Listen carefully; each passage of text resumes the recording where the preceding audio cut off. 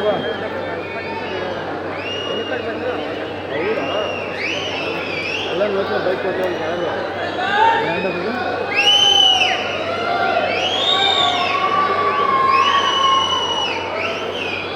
ಕಾರ್ಯಕ್ರಮದಲ್ಲಿ ಘನ ಉಪಸ್ಥಿತಿಯನ್ನು ಹೊಂದಿರುವ ಸನ್ಮಾನ್ಯ ಸಮಸ್ತ ಜನತೆಯ ಪರವಾಗಿ ಹೃದಯಪೂರ್ವಕ ಸ್ವಾಗತವನ್ನು ಕೋರುತ್ತೇನೆ.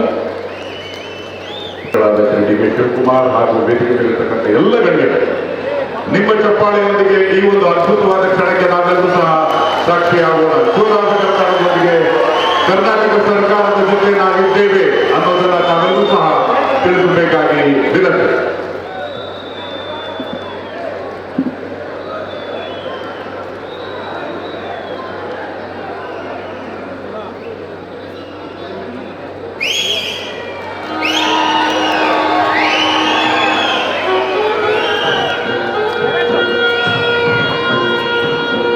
ಇದೇ ರೀತಿ ಸುಮಾರು 11 ಇಲಾಖೆಗಳಿಂದ ವಿವಿಧ ಶಂಕುಸ್ಥಾಪನೆ ಉದ್ಘಾಟನೆ ನಡೆಯಲಿದೆ.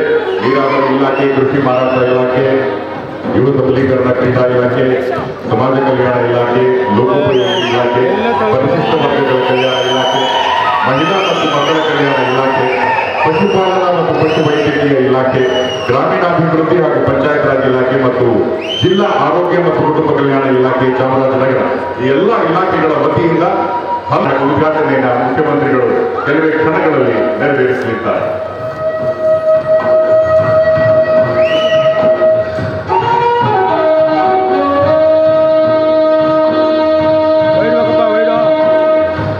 ಉದ್ಘಾಟನೆ, ಪಶ್ಚಿಮ ಭಾಗದ ಕಾಂಪೌಂಡ್ ನಿರ್ಮಾಣ, ಡಾಕ್ಟರ್ ಬಿ.ಆರ್. ಅಂಬೇಡ್ಕರ್ ಸರ್ಕಾರಿ ಮೆಟ್ರಿಕ್ ಪೂರ್ವ ಭಾಗದ ವಿದ್ಯಾರ್ಥಿ ನಿಲಯ ಕಟ್ಟಡಗಳ ಕಾಮಗಾರಿ, ಬಿ.ಆರ್. ಅಂಬೇಡ್ಕರ್ ವಸತಿ ಶಾಲೆ ನಿರ್ಮಾಣ ಕಟ್ಟಡದ ಉದ್ಘಾಟನೆ, ಮಾರ್ಚಿ ವಾಲ್ಮೀಕಿ ಭವನ ಉದ್ಘಾಟನೆ, ಅಂಗನವಾಡಿ ಕೇಂದ್ರ ಸರ್ಕಾರಿ ಪದವಿ ಪೂರ್ವ ಹಾಗೂ ಗಣಪೇಟೆ ತಾಲೂಕು. ಒಂದು ಕಡೆ ನಿಮ್ಮ ಕಣ್ಣುಗಳು ಜೈಂಟ್ ಸ್ಕ್ರೀನ್ ಮೇಲೆ ಇರಲಿ. ನಂಜನಗೂಡು ತಾಲೂಕಿನ ಗಾಂಧಿ ಗ್ರಾಮದ ಬಳಿ ಕಬಿನಿ ನದಿಯಿಂದ ನೀರನ್ನು ಎತ್ತಿ ಚಾಮರಾಜನಗರ ಜಿಲ್ಲೆ ಗುಂಡ್ಲುಪೇಟೆ ತಾಲೂಕಿನ 110 ಕೆರೆಕಟ್ಟೆಗಳ ಇಲ್ಲಿನ ಜನತೆಯ ಕನಸನ್ನ ಈಗಿನ ಮುಖ್ಯಮಂತ್ರಿಗಳು ನನಸು ಮಾಡುತ್ತಿದ್ದಾರೆ. ಅಂತರ್ಜಲ ಮಟ್ಟ ಕಡಿಮೆಯಾಗಿರುವುದನ್ನು ಮನಗಂಡ ಜನತೆಯನ್ನ ಎತ್ತಿ ಕೆರೆಗಳಿಗೆ ನೀರು ತುಂಬಿಸಲು ಉದ್ದೇಶಿಸಿದೆ. 2 ಹಂತಗಳಲ್ಲಿ ಈ ಯೋಜನೆಯನ್ನ ಮಾಡಲಾಗುತ್ತೆ.